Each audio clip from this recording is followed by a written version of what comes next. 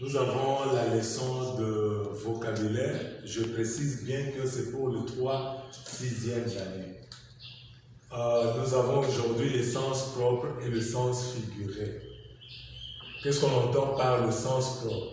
Le sens propre est le premier sens d'un mot, le sens qu'il avait à l'origine. Dès sa création, ça a été utilisé pour quel sens? Exemple, un puits profond. Ici, le mot profond est utilisé dans son sens propre. Le poids d'un sac de ciment. Effectivement, poids également est utilisé au sens propre. Fermer la porte, c'est également utilisé au sens propre. Tandis que le sens figuré est un nouveau sens donné à un mot par comparaison ou par ressemblance. Exemple, un sommeil profond. Ici, profond, ne pas utilisé dans son sens propre, mais il est utilisé dans un sens figuré, par comparaison. Parce que vous ne pouvez pas mesurer la profondeur du sommeil.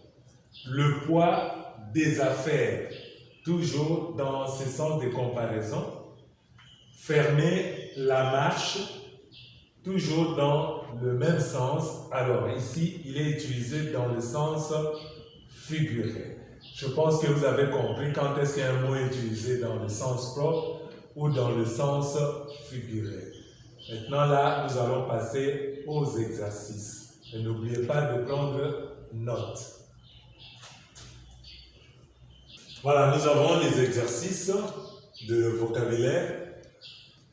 On dit dans ces expressions, indique si le mot souligné, les mots soulignés sont au sens propre ou au sens figuré. Il s'agit tout simplement de marquer à côté SF pour sens figuré, SP pour le sens propre. Un membre du corps humain, le mot membre, est utilisé à quel sens? Un membre du gouvernement. La feuille du cahier, la feuille de l'arbre, une nouvelle fraîche, de la viande fraîche, un profond chagrin, un fleuve profond, une lourde charge, une lourde erreur. Voilà. Vous n'avez qu'à marquer à côté sens propre ou sens figuré. Bonne application.